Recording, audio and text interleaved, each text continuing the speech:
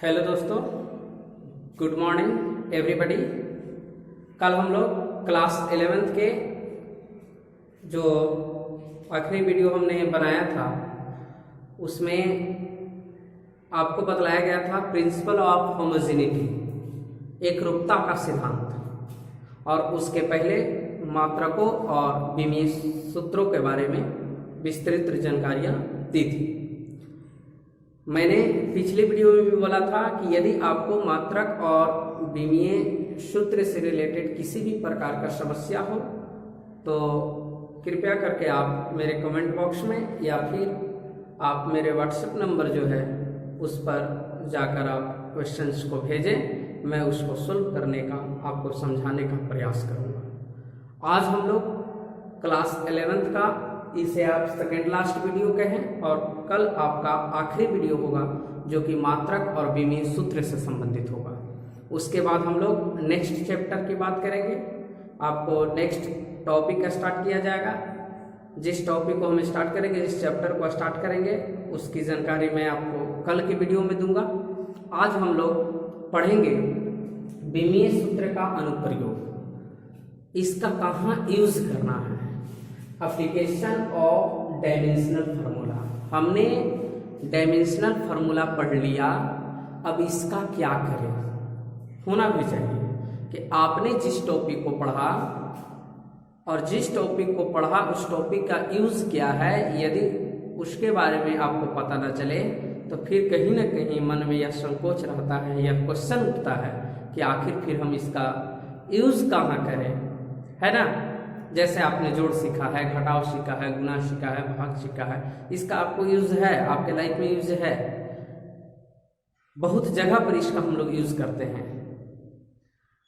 तो कहने का मतलब क्या है कि हमने विमीय सूत्र सीखा, तो जब हमने विमीय सूत्र सीखा तो इस विमीय सूत्र का एप्लीकेशन कहाँ होगा, इस विमीय सूत्र का यूज कहाँ होगा, इसका अनुप्रयोग आखिर कहाँ होगा, तब तो कुछ फायदा दिखेगा कि हाँ हमने फलाने टॉपिक को पढ़ा, इस टॉपिक को पढ़ने के कारण हमें नेक्स्ट टॉपिक या नेक्स्ट बहुत सारे ऐसे फार्मूला है जो समझ में आ गए। तो आज यही कमाल करने जा रहा है प्रिंसिपल ऑफ होमोजेनिटी और डायमेंशनल फार्मूला। जब हमने दोनों टॉपिक को पढ़ रखा कि प्रिंसिपल ऑफ होमोजेनिटी क्या होता है और उसके पहले जब विमीय सूत्र को पढ़ लिया तो दोनों का यूज अब कैसे करें, इसको मैं अब आपको इस वीडियो में बतलाऊंगा।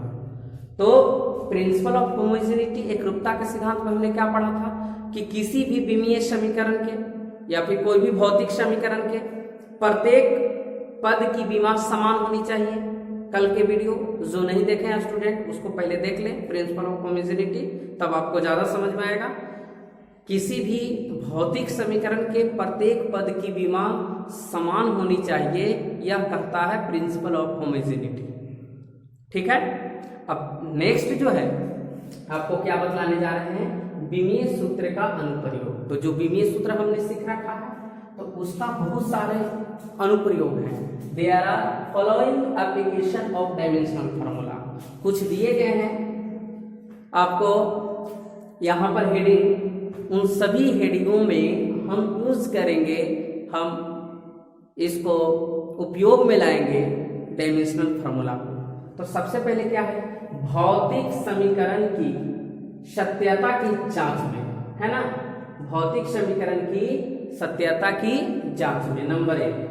सेकेंड, मात्रकों को एक पद्धति से दूसरे पद्धति में बदलने के लिए, यदि मात्रक एसआई पद्धति में है तो उसको सीजीएस पद्धति में कैसे बदले, सीजीएस पद्धति में है तो एसआई पद्धति में कैसे बदले, इसी प्रकार से और जो भी पद्धतियां होती हैं। विभिन्न भौतिक राशियों के मध्य संबंध स्थापित करने में, जैसे मान लिया जाए, लिख दिया एक equation, kinetic energy half mv²। अब इसके बीच में रिलेशन कैसे निकालेंगे या कौन सा विधि अपनाएंगे तो हमें पता चल जाएगा कि काइनेटिक एनर्जी गतिज ऊर्जा बराबर हाफ mv² होता है, पोटेंशियल एनर्जी बराबर जो होता है mgh होता है। तो इस तरीका के सूत्रों के लिए, इसके अलावा और भी इसके यूजेज हैं जिसको मैं आगे बतलाऊंगा। फिलहाल यहाँ पर मोस्ट इम्पोर्टेंट जो 3 जो स्टेप जो है, इन तीनों स्टेप के लिए विमीय सूत्र का अनुप्रयोग हम लोग पढ़ेंगे। तो सबसे पहले फर्स्ट पर बात करते हैं। पहला है भौतिक समीकरण की सत्यता की जांच करना। मान लिया जाए कि आपके सामने कोई भौतिक समीकरण लिख देता है, अब आपको यह चेक करना है कि यह समीकरण जो लिखा हुआ है वह कितना सत्य है, या पूर्ण रूप से सत्य है, या फिर पूर्ण रूप से यह असत्य है। तो इसके लिए हमें आपको डायमेंशनल फॉर्मूला का हेल्प लेना होगा, मदद लेना होगा। तो देखिए, भौतिक समीकरण की सत्यता की जांच में यानी कि किस वेरिफिकेशन के लिए किया जा रहा है? In the verification of correctness of physical quantities, physical equation. Physical equation जो है उसकी जांच में, उसकी करेक्टनेस में जो हम जानेंगे कि यह सत्य है कि नहीं सत्य है। तो इसके लिए हम लोग यहाँ पर एक एग्जाम्पल लेते हैं। तो सबसे पहले मैं बतला देता हूँ हाउ टू चेक। आखिर चेक कैसे करेंगे कि दिया गया जो भौतिक समीकरण है वह गलत है कि सही है, इसे हम चेक कैसे करेंगे? तो हाउ टू चेक, तो रूल्स हमने यहाँ पर लिख दिया। रूल में क्या है? समीकरण में दोनों तरफ की विमा समान होनी चाहिए। समीकरण में जो भी भौतिक समीकरण दे रखा है उसके दोनों तरफ की विमा समान होनी चाहिए। इसे आप आसानी से भाषा में समझिए, सबसे इजी लैंग्वेज में समझिए, जो कि आपको कहीं समस्या नहीं होने देगा। यानी कि भौतिक समीकरण की सत्यता की यदि जांच आपको करनी है तो सीधा सीधी देखिए कि प्रिंसिपल ऑफ होमोजेनिटी फॉलो कर रहा है कि नहीं। यानी कि दिए गए भौतिक समीकरण के प्रत्येक पद की विमा समान है कि नहीं। यदि प्रत्येक पद की विमा समान है तो हम समझेंगे कि यह भौतिक समीकरण जो है वह बिल्कुल सत्य है। अब चेक करते हैं एग्जाम्पल। समीकरण में दोनों तरफ की विमा समान होनी चाहिए, प्रिंसिपल ऑफ होमोजेनिटी, प्रत्येक पद की विमा समान होनी चाहिए, बात एक ही है। तो फॉर एग्जाम्पल एस बराबर ut plus half at square, यह इक्वेशन एक लिखा। अब चेक करेंगे कि इसके प्रत्येक पद की विमा समान है कि नहीं। एस क्या है? इसमें विस्थापन है। यू क्या है? प्रारंभिक आपको वेग का काम कर रहा है। एस दूरी का काम कर रहा है, विस्थापन का काम कर रहा है। टी क्या है? समय है। हाफ क्या है? 1/2 कांस्टेंट टर्म है। at स्क्वायर में a क्या है? त्वरण है। t क्या है? समय है। अब देखेंगे हम इनके प्रत्येक पद की विमा। एस विस्थापन दूरी जिसके लिए लंबाई यूज करते हैं, और लंबाई के लिए विमीय सूत्र क्या लिखते हैं? बड़ा एल लिखते हैं। ut, यू क्या है? प्रारंभिक वेग यानी कि वेग हो गया। टी क्या है? समय है। तो वेग गुना समय बराबर वेग का सूत्र क्या होता है? विस्थापन बटा समय। और पहले से समय दे रखा है, इसमें समय से समय कैंसिल हो गया, क्या बचा? विस्थापन बचा। अब विस्थापन के लिए, विस्थापन क्या है? एक प्रकार की लंबाई है, इसका भी विमीय सूत्र क्या होगा? बड़ा एल होगा। अब यहाँ पर हो गए आपको एक और एक दो, दोनों की विमा समान हो गई। बचा एक term half at square. Half at square में 1/2 जो होगा ये कांस्टेंट टर्म है, और कहीं भी कांस्टेंट टर्म का विमा नहीं होता है। मैंने विमीय सूत्र निकालते वक्त बतलाया था कि कहीं भी अगर आपको फार्मूला में 1/2, 2, 3, 4, 5, 6 इस प्रकार से आए तो उसकी विमा नहीं लिखी जाती है, क्योंकि विमा किसकी लिखी जाती है? जिसमें लंबाई हो, द्रव्यमान हो, समय हो, या फिर कोई भी भौतिक राशि से रिलेटेड कोई वर्ड हो। अब देखिए at स्क्वायर, at स्क्वायर ए क्या है? त्वरण है। t स्क्वायर समय है, तो समय का स्क्वायर बराबर ए जो है त्वरण है, त्वरण की विमा हमने निकालने के लिए बतलाया था। तो lt माइनस 2 टी स्क्वायर, तो टी के लिए समय है, तो बड़ा टी का स्क्वायर हो गया, टी के पावर 2 माइनस 2 मिलके क्या हो जाएंगे? 0 हो जाएंगे। आधार से रहने पर गुना में पावर को जोड़ते हैं, तो टी के पावर 0 हो गया। तो क्या बचा? टी के पावर 0 का मतलब क्या? टी के पावर 0 का मतलब क्या? x के पावर 0 का वैल्यू कितना? 1।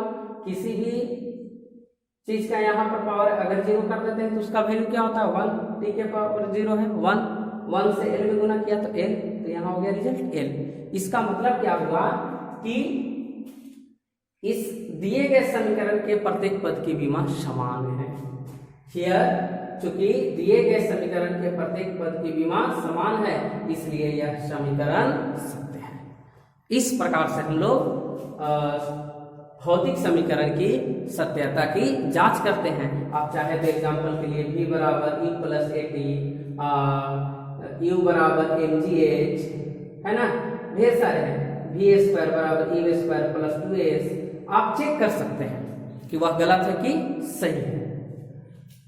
यहां पर एक और मैं आपको इंपॉर्टेंट बात बतला दूं कि यदि यहां पर 1/2 को हटा दिया जाए तो क्या प्रत्येक पद की विमा समान नहीं होगी?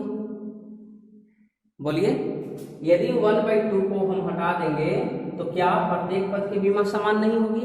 होगी। लेकिन क्या फिर यह समीकरण सत्य होगा?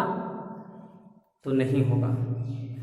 तो कहने का मतलब कि दिए गए समीकरण के प्रत्येक पद की विमा समान है तो यह समीकरण सत्य होना चाहिए, लेकिन यहाँ पर हाफ को हम हटा देंगे जिससे तो कोई प्रभाव नहीं पड़ेगा विमीय सूत्र पर, तो प्रत्येक पद की तो विमा समान होगी, तो फिर समीकरण सत्य होना चाहिए।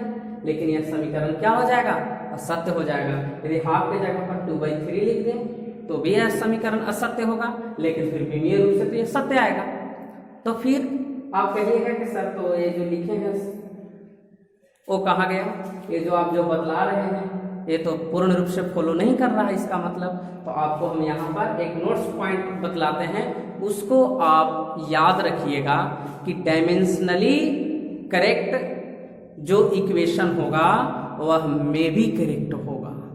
अगर विमीय रूप से कोई समीकरण सत्य हो गया, जैसा कि यहाँ पर लिखे हैं, चूंकि दिए गए समीकरण के प्रत्येक पद की विमा समान है, अगर इसको फॉलो किया, इस रूल को फॉलो करता है, कोई दिक्कत नहीं है, यह समीकरण सत्य है, 100% राइट। लेकिन एक और पॉइंट्स आप यहाँ पर याद रखिए कि यदि कोई भी समीकरण जो होता है अगर वह डायमेंशनली करेक्ट हो जाता है तो उसे कहा गया है कि डायमेंशनली करेक्ट जो समीकरण होते हैं वो में भी करेक्ट होते हैं, संभावना है करेक्ट होने की, न कि पूर्ण रूप से वह सही है। लेकिन यदि वह समीकरण डायमेंशनली रॉन्ग हो गया तो मस्ट बी रॉन्ग होगा, निश्चित वह गलत होगा। कहने का मतलब यहाँ टी स्क्वायर है, हाफ रहने दीजिए और एक टी को यहाँ से गायब कर दीजिए, तब आपका पूरा जो सिस्टम जो है चेंज हो जाएगा। तब फिर आपको प्रत्येक पद की विमा समान नहीं आएगी, तब इस परिस्थिति में यह समीकरण क्या होगा? गलत हो जाएगा। इसलिए आपको यह बात याद रखनी है कि ये तो सत्य है, यह तो सही विधि है कि भौतिक समीकरण की सत्यता की जांच करना है तो समीकरण में प्रत्येक पद की विमा समान होनी चाहिए या समीकरण में दोनों तरफ की विमा समान होनी चाहिए। परंतु आपको यह भी ख्याल रखना होगा कि यदि कोई भी भौतिक समीकरण डायमेंशनली करेक्ट है, प्रत्येक पद की विमा समान है, तो यह जरूरी नहीं है कि वह समीकरण सत्य होगा। परंतु यदि कोई समीकरण डायमेंशनली रॉन्ग हो गया, गलत हो गया, तब उस परिस्थिति में निश्चित तौर पर, बल्कि 101% कहिए या उससे भी आगे आप जा सकते हैं, वह डायमेंशनली रॉन्ग अगर कोई इक्वेशन है, अगर डायमेंशन निकाले और प्रत्येक पद की विमा समान नहीं आया, तब इस परिस्थिति में वह दिया गया जो समीकरण जो होगा वह आपको गलत होगा।